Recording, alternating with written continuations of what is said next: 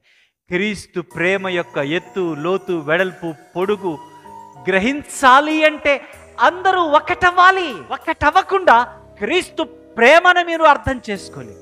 ఎందుకు? Love is relational. దేవుడు ప్రేమ ఎందుకు? తండ్రిగా, కుమారుడిగా, పరిశుద్ధాత్ముడిగా. తండ్రి కుమారుని ప్రేమిస్తున్నాడు, కుమారుడు పరిశుద్ధాత్మను ప్రేమిస్తూ ఉన్నాడు.